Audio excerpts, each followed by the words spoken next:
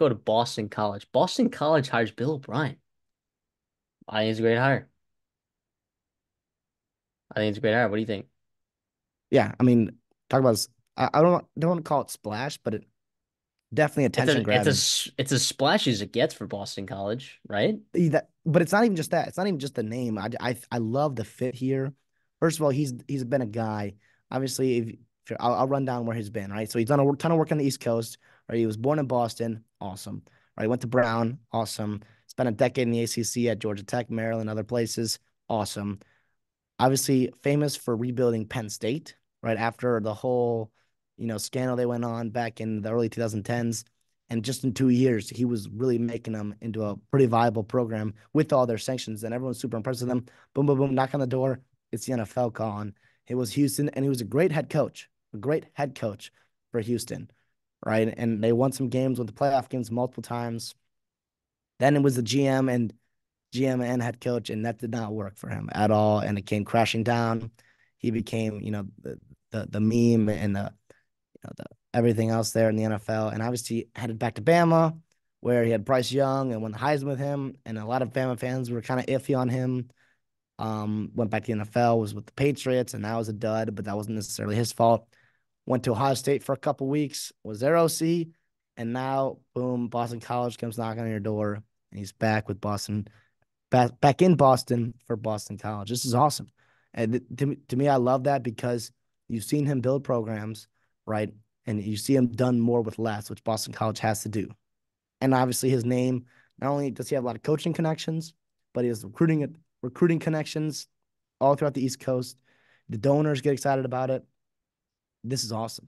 This is awesome. To replace a guy late in the cycle. We talked about this with Arizona, right? Where it was like, okay, you lose your coach late. You thought you survived, the coaching carousel. And then Jeff Hafley, whether you like it or not, he left, right? And they're like, okay, who's left?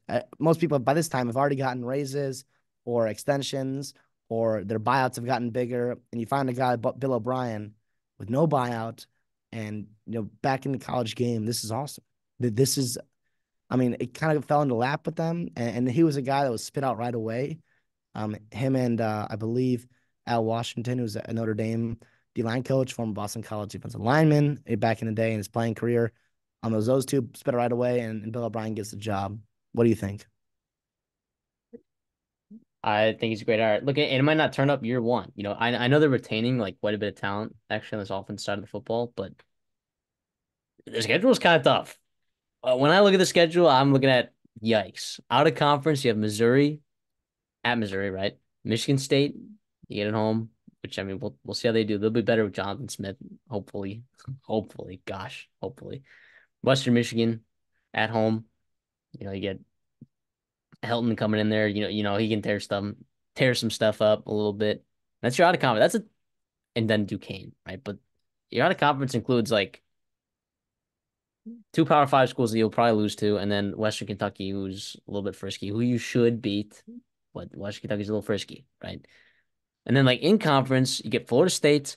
You have to go Virginia and Virginia Tech. You have to go to Charlottesville, and you have to go to Blacksburg, right? And then you got to go to Dallas against SMU, and then the rest of your games are at home, right? But you're playing Louisville, Syracuse. That I say Florida State already.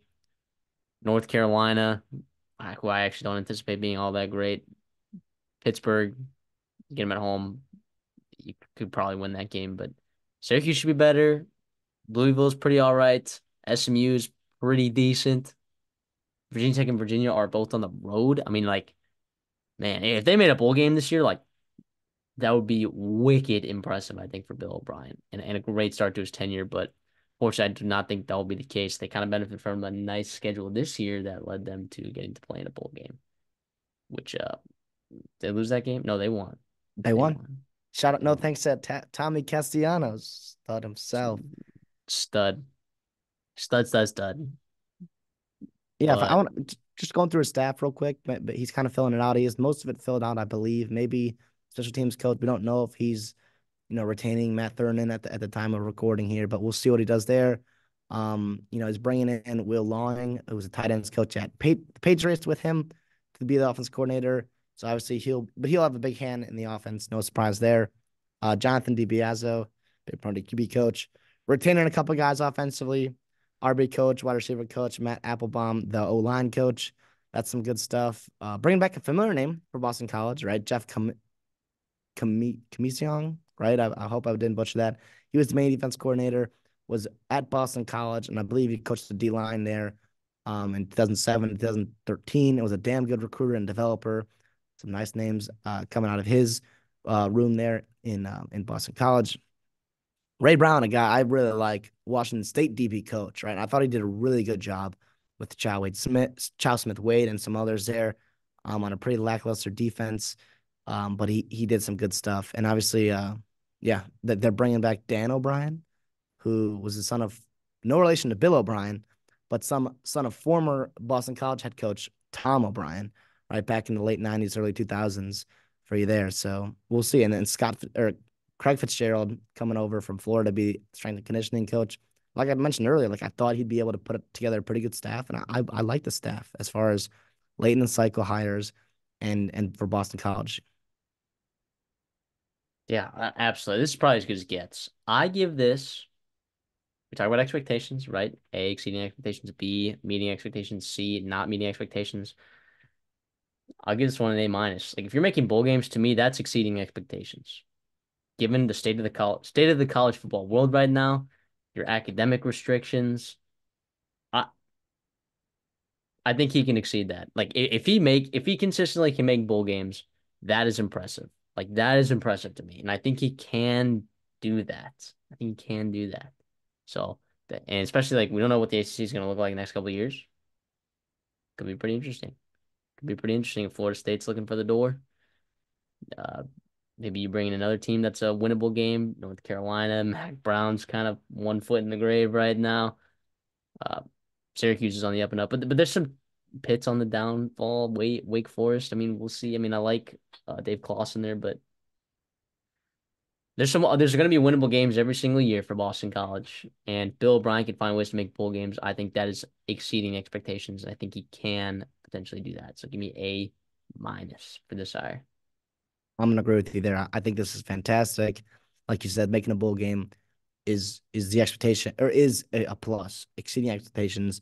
That'd be awesome. Year one, we'll see if it happens because they have a pretty tough out of conference schedule and some of those favorable games you get in conference, they're on the road, which is tough.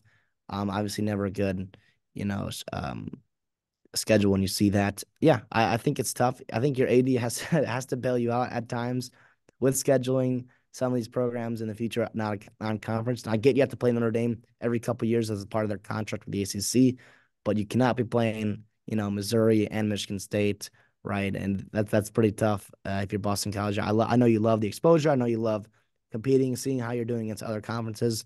But at the same time, like making a bowl game is keeping donors and boosters and season ticket holders and students happy. And so that's what you have to be doing. And Bill O'Brien knows that. I think Zadie knows that. We'll see if they get on the same page there. But yeah, I think 5 wins with an easy schedule is probably the expectation. 4 wins with a tough schedule is probably another expectation. It's going to be year to year with them. So obviously 4 to 5 wins expectation, and then 6 to 7 is obviously exceeding. But I mean, they've done it in the past, right? Like Boston College, right? They moved the Big East, right? They did some good stuff at the tail end there. They came to the ACC and hit the ground running.